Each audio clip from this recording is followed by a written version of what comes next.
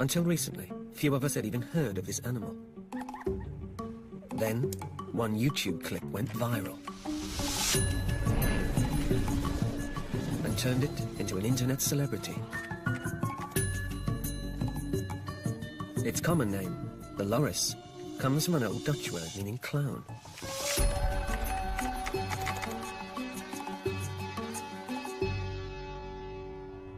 But its funny face masks a Jekyll and Hyde personality.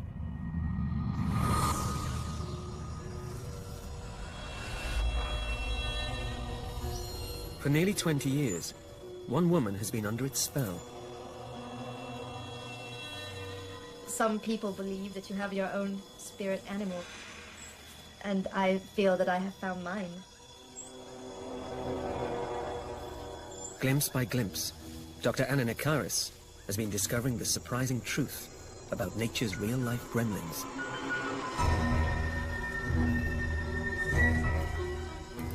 What I love about lorises is that they look so cute. But behind those big, beautiful eyes, they're hiding this really dark secret.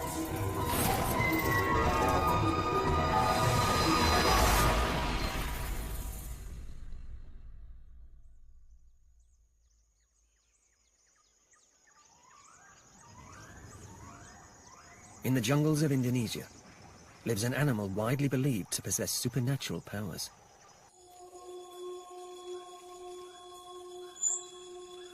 It's a distant cousin of monkeys and apes. But unlike these more familiar primates, the slow loris is a creature of the night.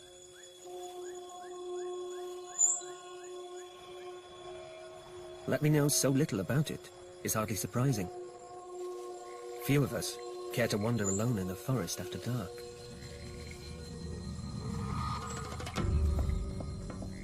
Dr. Anna Nekaris, however, hopes to unravel the darkest of all the loris' secrets. It's something she knows about from painful experience. About 6 years ago, I got bitten, and it's something I won't forget because it went straight through my finger and through my thumbnail, and the wound just simply wouldn't close. It took weeks to heal, as if something was blocking the normal healing process. Very different from a monkey bite or a dog bite. In fact, the slow loris is the world's only venomous primate. We do know that villagers in both Burma and Thailand have actually died from loris bites. Venom is one of nature's most efficient means of killing. Yet in the case of the loris, our cuddly YouTube celebrity, its purpose remains a mystery. No biologist has seriously investigated why a slow loris would need to be venomous. Anna is embarking on an ambitious, long-term research project. Her destination is the Indonesian island of Java, where she hopes to solve the riddle of the slow loris' toxin. But Anna's interest is more than just academic. In a world that has less and less room for animals, she needs to know if here, at least, her beloved gremlins are still safe.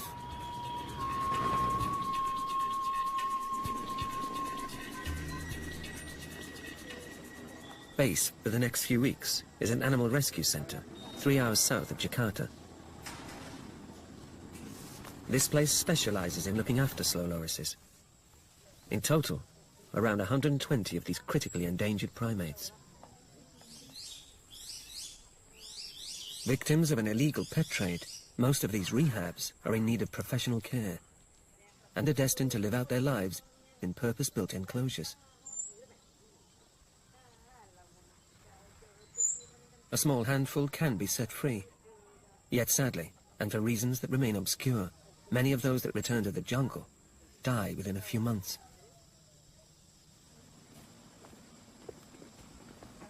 To get going with her investigation, Anna first needs to collect some toxin. Bromo is a feisty young male. Anna hopes he'll be in a cooperative mood. Okay. Hello, that's all right. Let's just have a look. You've got good teeth, eh? Good boy. I'm going to take a sample from each gland, then we're going to follow that up with taking some saliva with a syringe. Okay. Bromo doesn't look too chuffed. What you see, he's starting to go into his defensive posture. No, no, darling, don't do that. Don't bite me. He's actually trying to apply poison by doing this. But it's actually an advantage for us because maybe he'll start producing the brachial oil. So this is really good. And it's very clear now on the swab. This is absolutely gorgeous brachial oil. You see the really dark brown colour. So we're going to get an excellent sample. A loris arms itself by exuding an oily fluid from a gland near its elbow, and then mixing this with saliva. It's only when saliva is added that the oil becomes fully toxic. Clever boy, eh? That's number one. So now I'm collecting the saliva. Go all the way back here, don't bite it too hard. I think you're done now. You're ready to go. We've got what we need, darling. You've been a very good boy. Good boy. Good boy.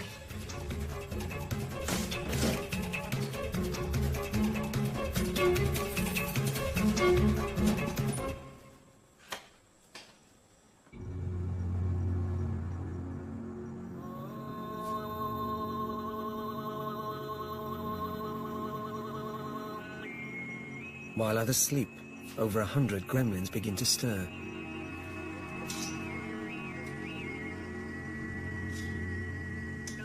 They are, without doubt, one of our weirdest relatives.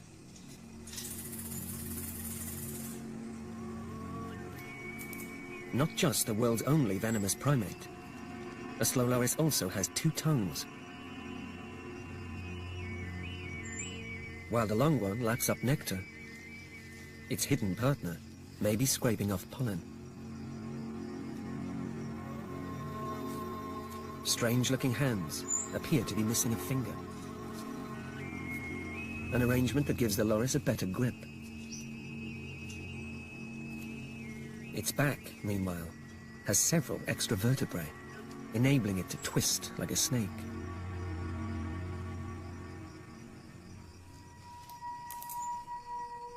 For 50 million years, these masters of Tai Chi have been perfecting the art of going unnoticed.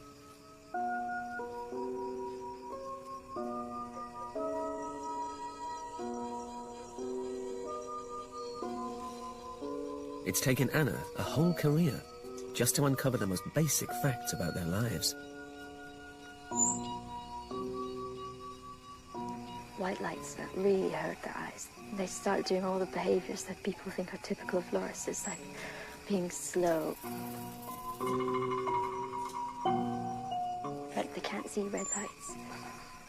Once you use a red light, they start to really become true lorises. Their behavior is much more natural. You like it? There you go. For a long time, it was thought that lorises ate mostly plant foods. But large, forward-facing eyes mark them out as predators.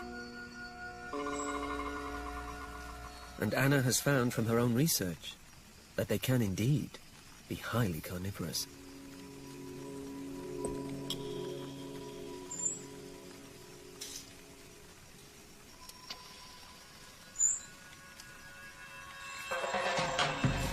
Given the choice to eat something alive, it will take it, no matter what that living thing is.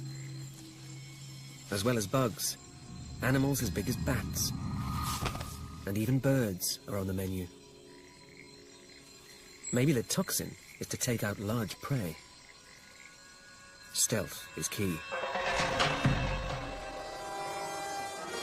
With its silent approach, a loris is like a deadly ninja.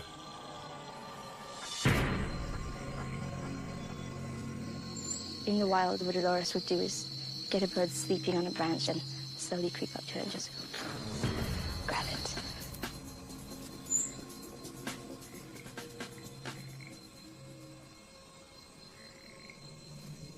Superb night vision and a fast trigger make the loris a formidable assassin.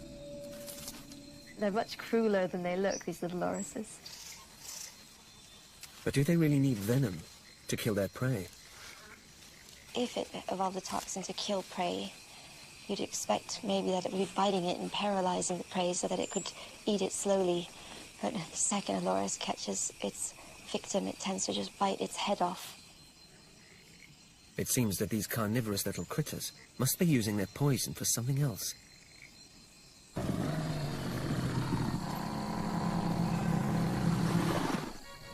Wild lorises are crucial for Anna's research.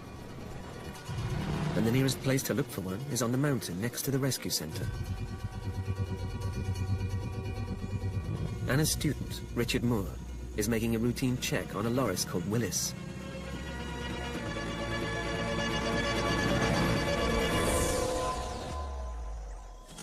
He's a rehab that was released back into the forest about 2 months ago.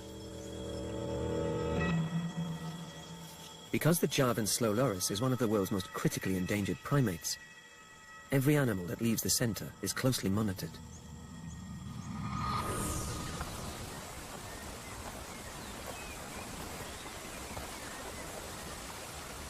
Willis may be radio tagged, but catching up with him isn't going to be a walk in the park. Mount Salak rises to over 2,000 meters and is a magnet for every passing storm.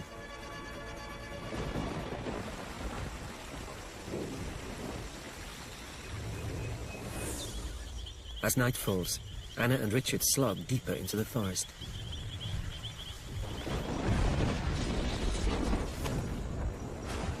Yep, we've got the signal from this direction. According to textbooks, the loris is slow and rather inactive. One widely quoted study has it creeping barely 10 meters a night.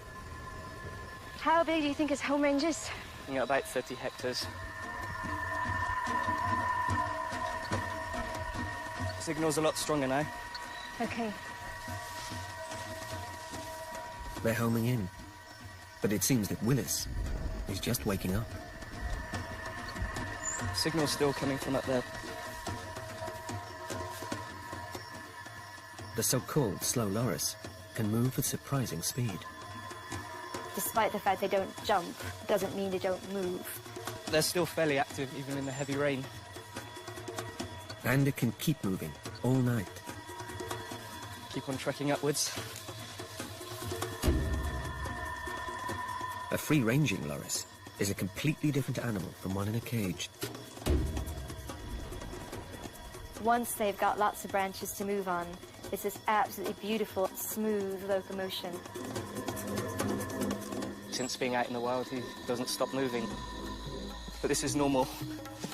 They're just going and going and going and going, sometimes for 8 hours.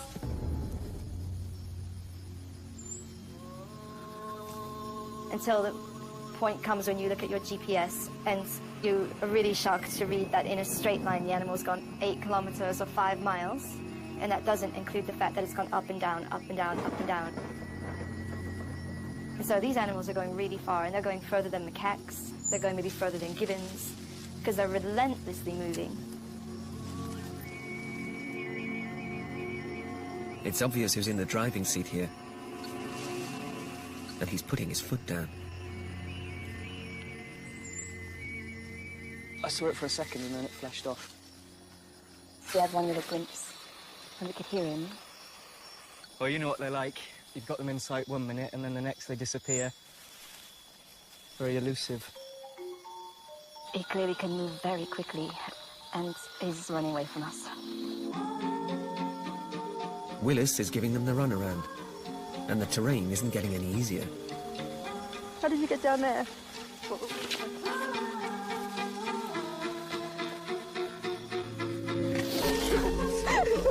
It's extremely steep, wet and slippery. Oh gosh, it's like some sort of jungle assault course. I'm gonna keep moving.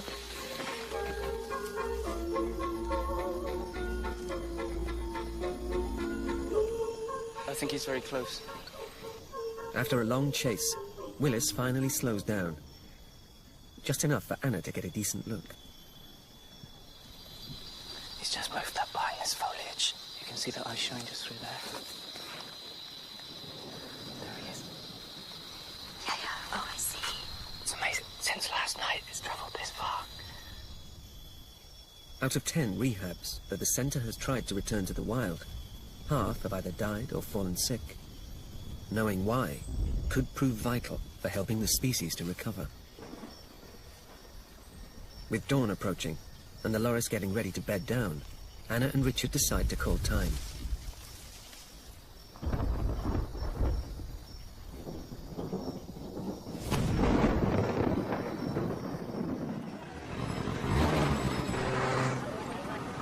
Week 2, and in a middle-class suburb of Jakarta, an impromptu rescue mission is underway. Selamat sore, Ibu. Ini dari International Animal Rescue. Anna has put her research on hold to help the rescue centre collect an unwanted pet. While the vet chats to the owner, Anna takes a closer look. He has really good fur condition. He's not dehydrated, he's not lethargic. He's still looking really well. This is a Sumatran slow loris, and it's a male. And here we can see a few strange things in the cage. You can see some cake. And he actually has taken a few bites of the cake. The slow loris was once thought to be a single, widespread animal.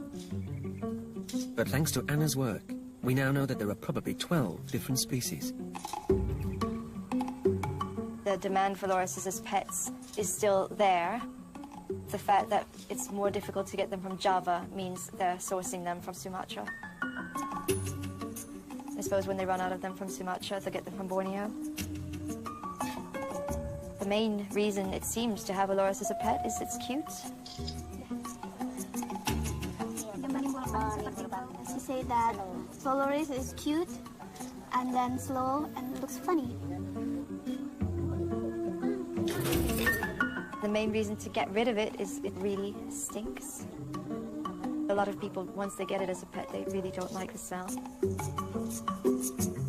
So she washes him with water and shampoo, and he likes it. Does he like it? Yeah, every Sunday. Every Sunday? Okay, she washes him regularly because he has a bad smell. Yeah. Okay.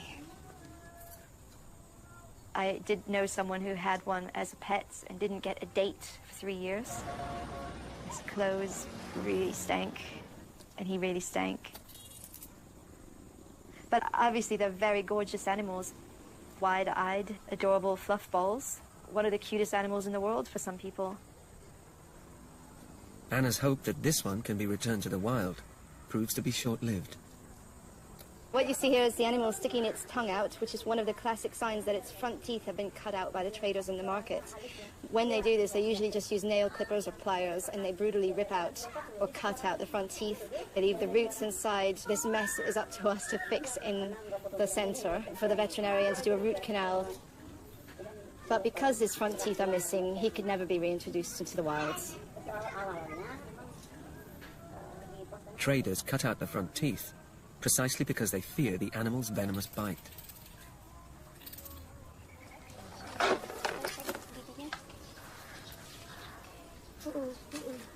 Yeah. Oh. Here the teeth are clipped. The canines, which are the fangs, upper and lower, have been clipped, as well as all of the little teeth in the bottom. Oh, sorry. You can hear this growling sound. Is the sound they make when they're feeling threatened. No. You can see the brachial oil is really pouring out here. So this is a response to being handled. Oh. With the loris getting worked up, it's time to head back to the center.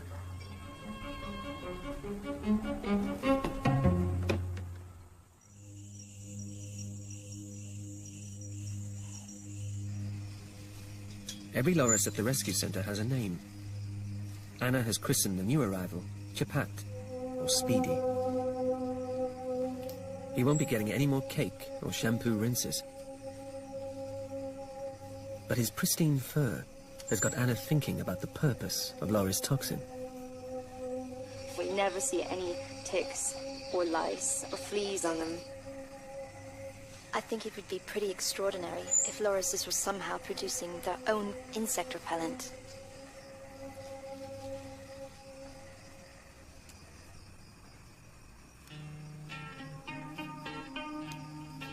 Anna decides to break out her sample of Bromo's toxin and put this idea to the test. Tonight's guinea pigs are a dozen blood-sucking leeches, each about 20 times bigger than a mere tick. When a leech has been affected by some sort of a toxic compound, like insect repellent, it normally flails around a bit and then it curls up in a little ball and it dies. To activate the toxin, Anna adds a drop of Bromo's saliva. And with a good dose applied to her first leech, she waits to see what happens.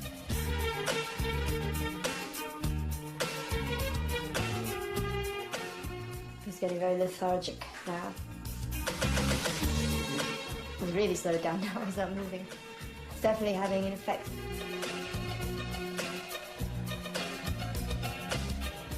Oh, leech doesn't like that. I think he's died. To be certain the result is no fluke, Anna repeats the test several times. 8 minutes dead. Whatever its mystery ingredient, Loris brachial oil is doing the business. 2 minutes, 8 seconds. This one's definitely dead. Its leech zapping powers are plain to see. There they are, dead and shriveled.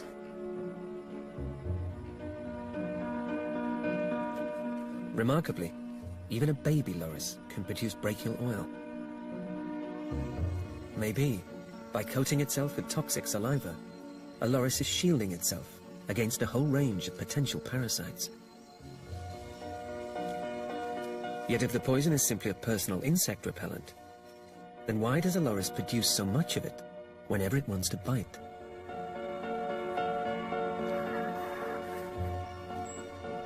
Could the toxin have more than just one purpose?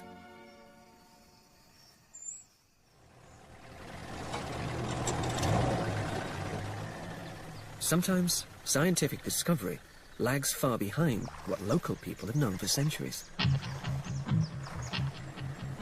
Ancient knowledge is often enshrined in myths and folklore.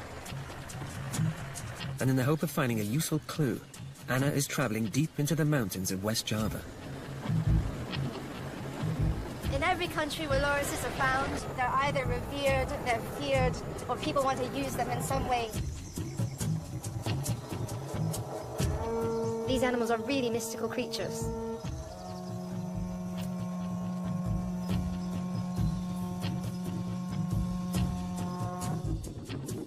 The Kazapuhan are one of Java's last forest-dwelling cultures. But it seems no one has ever asked them what they know about the slow loris, or kukang.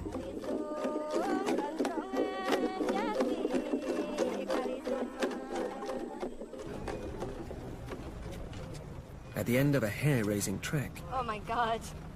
Anna is about to find out.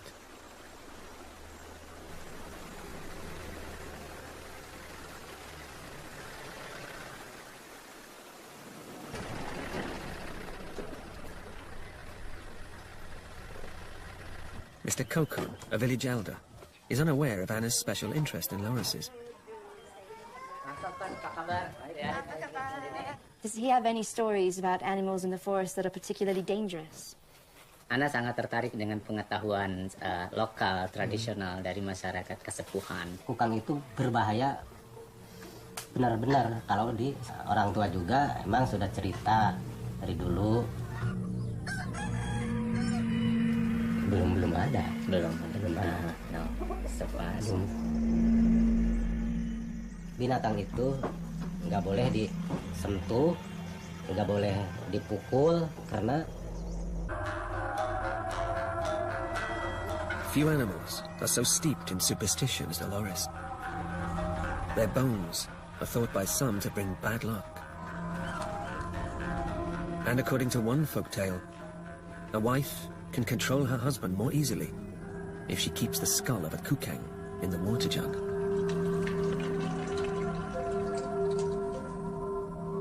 Some beliefs, however, may contain a germ of truth. Later that night, the chief of the Kasepuhan told me a story that reminded me of my own rather nasty experience of being bitten. He told me that before battle, it was the custom of his ancestors to smear their machetes with the blood of a loris, so that any wounds they inflicted on their enemies would fail to heal.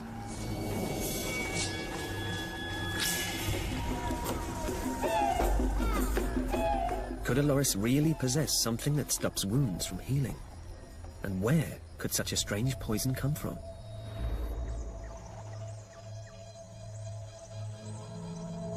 In the forest, lorises hunt for a wide variety of insects and spiders. In fact, they have an unusual ability to stomach even the nastiest of creepy crawlies.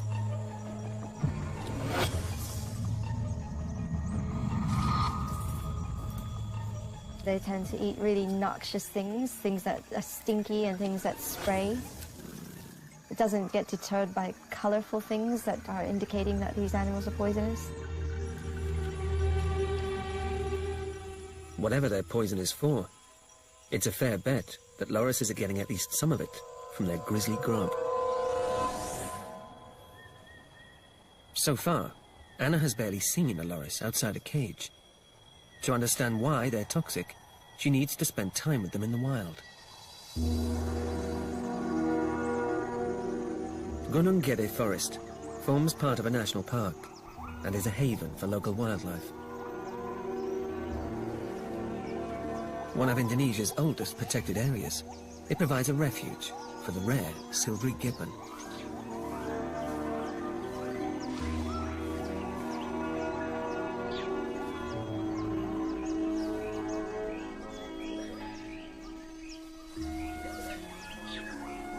Long-tailed macaques also thrive here, alongside ebony leaf monkeys, giant tree squirrels, and a host of other animals.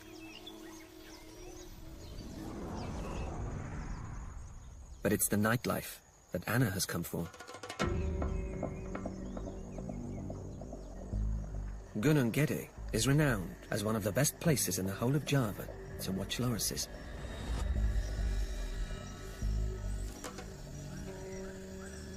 Relatively flat terrain and a good network of trails make it easy for Anna to cover a lot of ground.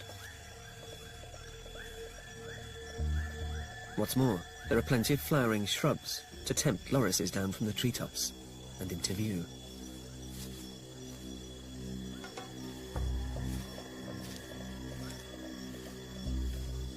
The night is so much more peaceful. It's only you and the animals. So many undiscovered possibilities in the jungle at night.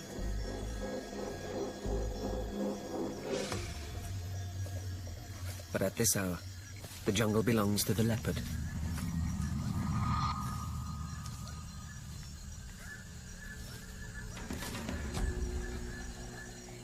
Something's growling. Ugh. It's a big animal.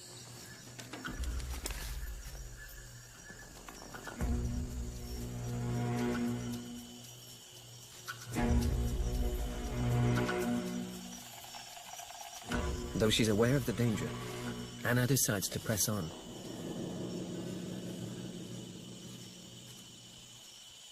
As well as looking for Loris eyeshine, she's also listening out for its call.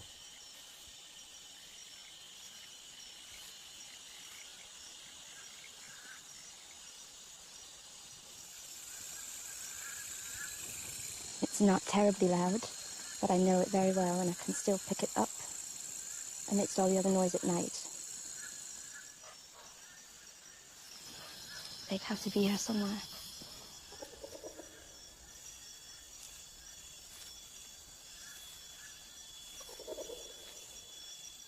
A pair of eyes glows in the dark.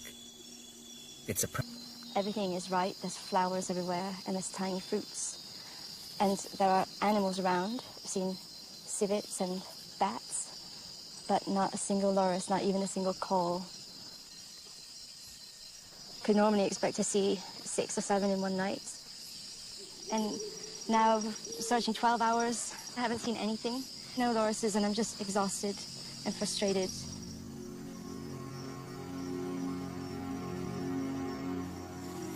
Has Anna just been unlucky? Or are Java's gremlins no longer in the jungle?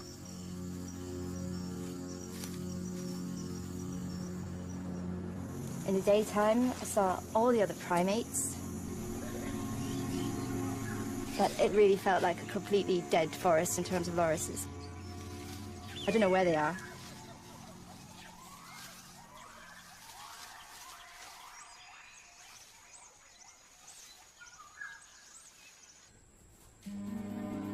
Back at the center, Chapat is in the clinic for a checkup.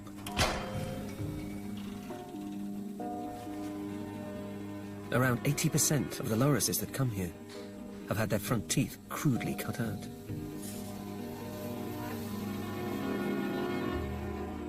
It requires an X-ray to reveal the full extent of the damage inflicted by the traders.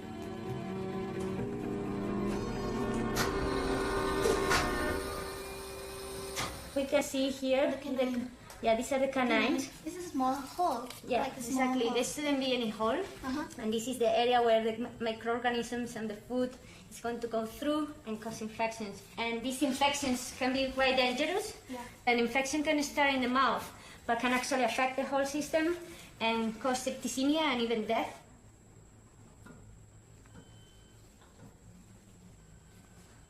It looks like poor Chapat is going to need some serious dental surgery. He's already waking up. For now, he just wants a good rest.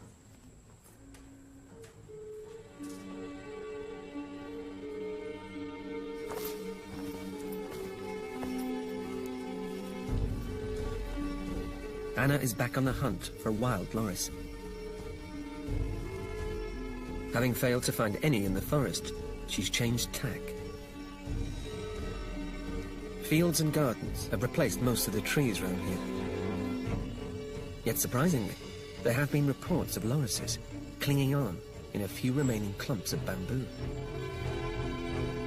Anna's guide, Mr. Ade, knows exactly where the last gremlins are hiding out. Oh, tuh, tukang tuh di atas tuh, di bambu. We just found our first snow loris. It's right in between these two. Scarcely 10 minutes' walk from a large village, Anna is surrounded by cabbages, carrots, and tea bushes. This is the last place in Java she expected to see a wild loris. There are about 3 mosques going off in the background, and it's feeling like a completely un-loris-like environment. It's crazy. It's really, really weird. The next thing I know, there's going to be a loris on the ground using its hands to dig up some carrots. While Anna and Ade strain to see which way it went, the loris makes an unexpected move. According to every textbook, this is a tree-dwelling animal. But the trees here are far apart. Perhaps, in this unnatural world, a hungry loris has to take more risks to find food.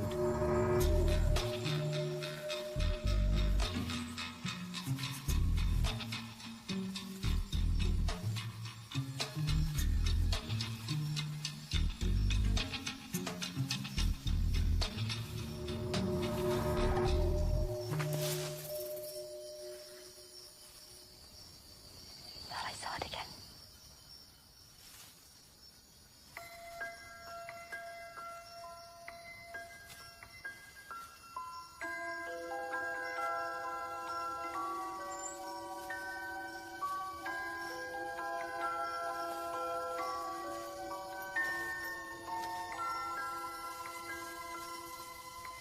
I've just seen a pair of eyes in the tree. It's really close. I can see its eye shine. With a clear view at last of her Cabbage Patch gremlin, Anna is in for yet another surprise. Oh, he's got a very horrible head wound. His entire ear is ripped off.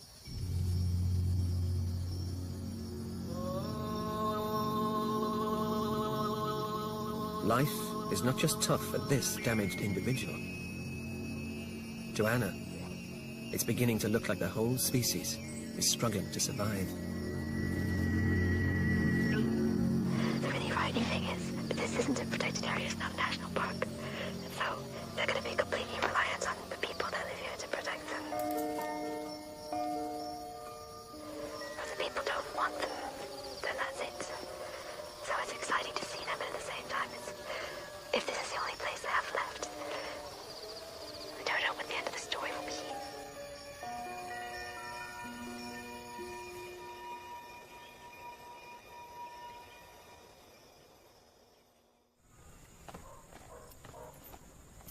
Armed with a fresh sample of toxin, Anna returns to her investigation.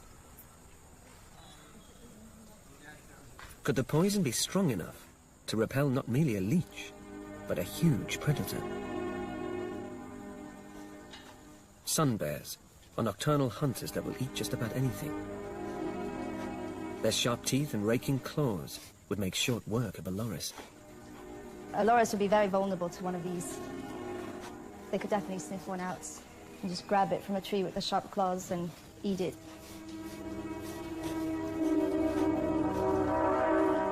But toxin can give smaller, more vulnerable animals protection. Anna constructs a dummy loris, first stuffing in leaves from Chapat's cage to make the basket smell enticing, then attaching 2 swabs soaked with loris toxin. The question is, can this loris smell-alike see off a hungry sun bear? They're just going to release the bear.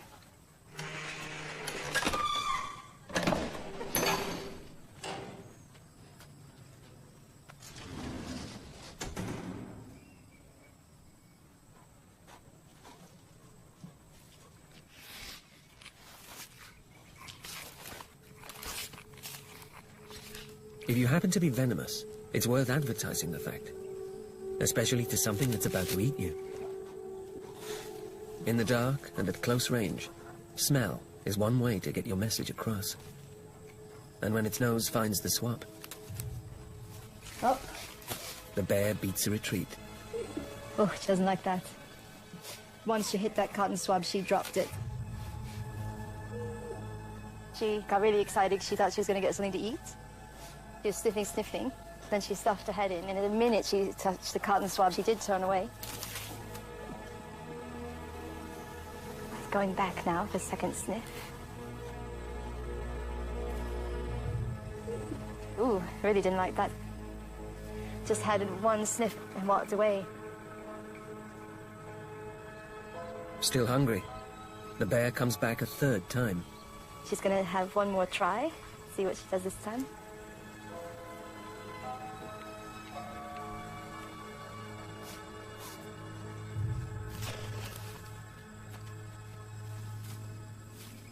So 3 times now she's had a go at the basket. Clearly she really doesn't like it. And now she's not going near it.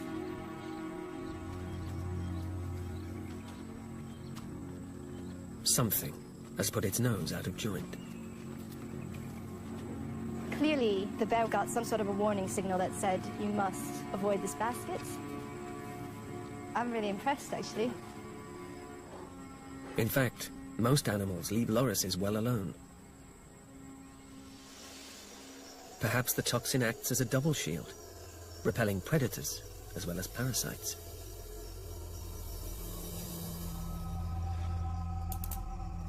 The loris, however, has one other enemy. An enemy which, until now, Anna has overlooked. Down at the cages tonight, the usual peace and quiet is being shattered.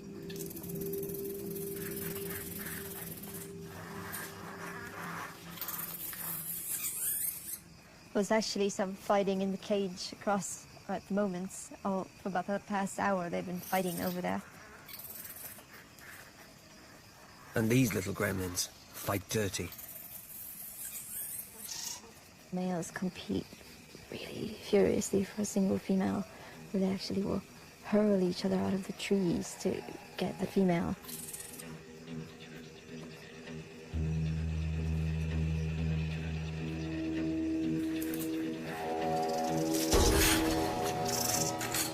The staff here have to be careful about who gets put with whom. If an animal is severely bitten, it can be a death sentence.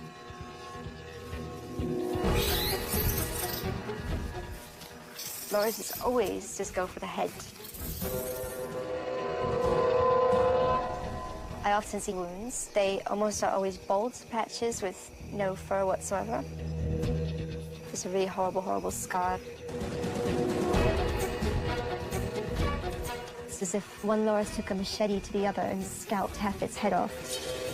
Tissue death, or necrosis, is a common result. The wound just festers, and it's often a cause of slow, flesh-rotting death. Maybe the loris has its venom to battle against other lorises.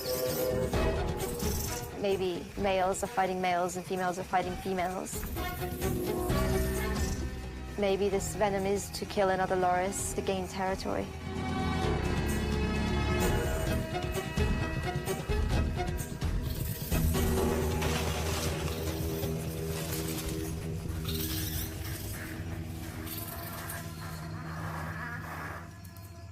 Maybe the very substance that stopped Anna's own bite wound from healing, and which the Kazapuhan believed would stop the wounds of their enemies from healing, is a toxin that rival lorises inject into each other.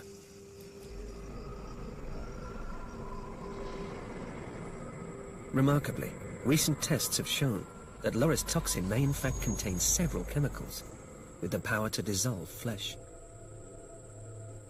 Some of these chemicals are even known to occur in ants and millipedes, foods that wild lorises relish, but which captive animals rarely see. It begs the question, could a rehab, deprived of its natural diet, eventually lose its toxin? And could this be why lorises that return to the wild so often fail to survive? Without toxin, a loris would be vulnerable to parasites, predators, and rivals. Anna's journey is coming to an end, but before she heads home, she has some unfinished business.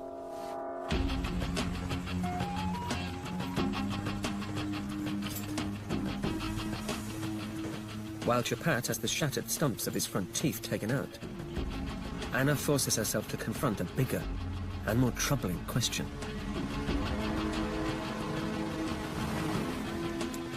If they're not in the jungle, then where have all the gremlins gone?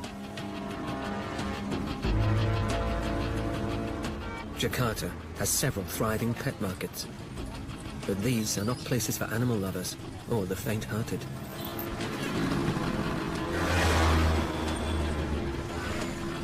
Though there are laws to protect endangered species, the word on the street is that many are still for sale.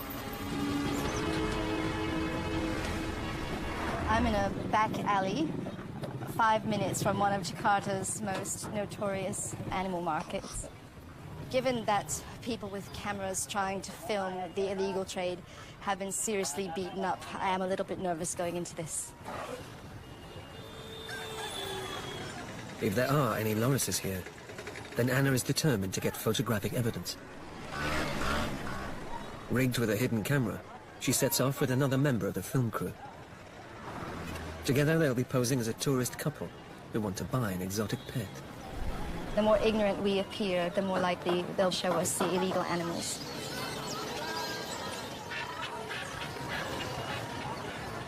I could have bought anything I wanted in this market. I could have bought inflatable fish. Could have bought a snake, venomous or non-venomous. I can't believe they sell deadly snakes. The minute I didn't want to buy something exotic, I was offered something domestic. The minute I turned my back from something domestic, something exotic was offered again.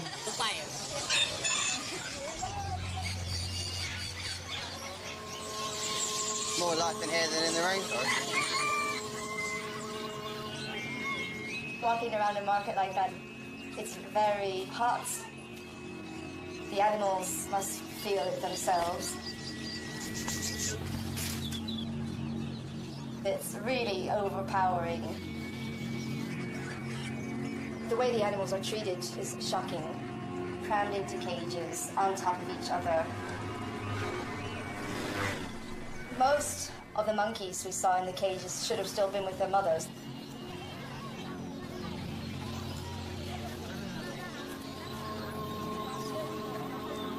The list of endangered species that can be bought here is long.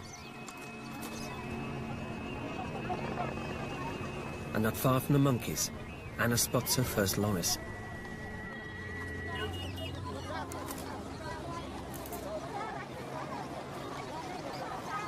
When I go in, I just go in as an actress. I assume the role of an idiot tourist. Oh, it's so cute. Who wants to buy animals, who thinks they're cute and cuddly. And I'm going to do my best not to cry or show any emotions. It really helps me to shut out the pain and suffering. They were only asking about $25 for the lorises. It's cute. Lucu. If these lorises make it out of Indonesia to places where they're the most popular pets, like Japan or Russia, they go for $2,500. Calling the cops would be futile. Around here, there seems to be a blatant disregard for the law. But perhaps the evidence Anna is collecting will enable her to rattle some other cages.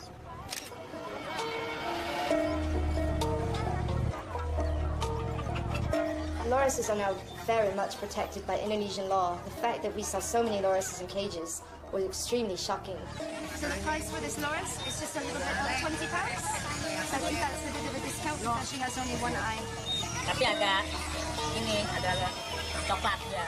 They said they would get new ones in every week, so the turnover is clearly high.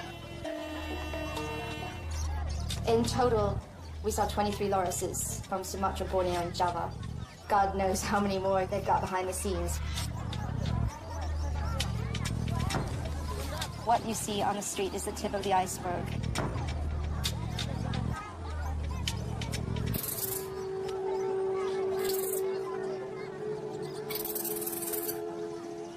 The sheer scale of cruelty is starting to overwhelm Anna.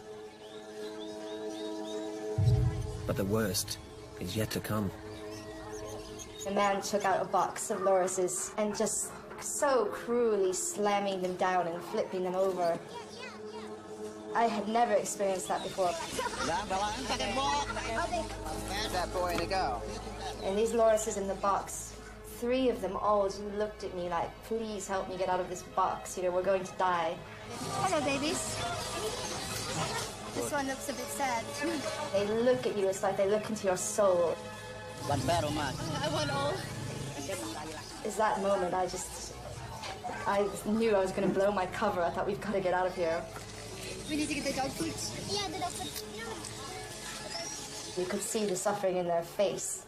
And that's the image that's still haunting me.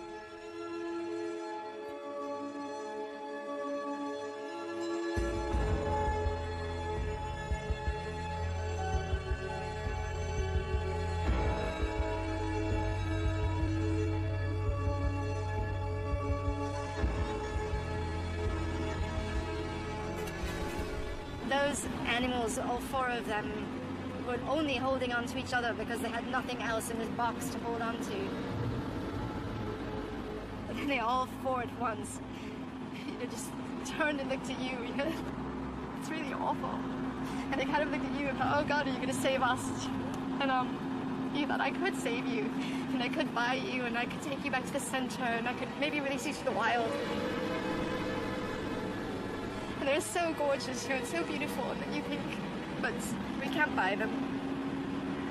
And anybody that buys them, they'll just be forewarned, and then they'll die.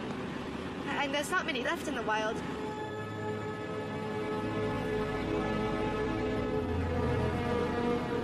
If there are no animals, there is no research.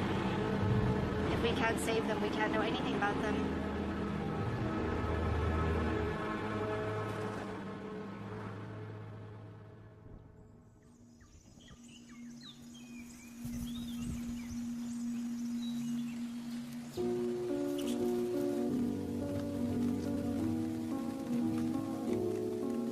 The main reason I went out to Java was to find out why lorises were venomous, and I think I made a really great start. Some of what I discovered might even be important for helping the lorises to survive in the wild. But I've also been really horrified to discover just how bad the situation is with the pet trade. The pet trade is the #1 threat to lorises in Indonesia. The local pet trade is bad enough. But Java's dwindling gremlins could now be facing a new and even greater danger.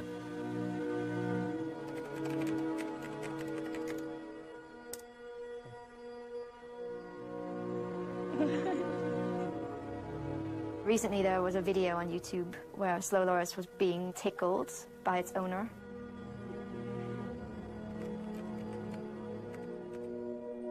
This video has generated more than 12 million hits. Nearly half of them of people saying, I want one as a pet. It's the cutest thing I've ever seen. Where can I get one? It's going to be a disaster if a video like that fuels an illegal international pet trade. What I want to do is to convert those millions of people who want one as a pet into millions of people who want to save the slow loris. Because I'm absolutely determined that the slow loris is not going to go extinct.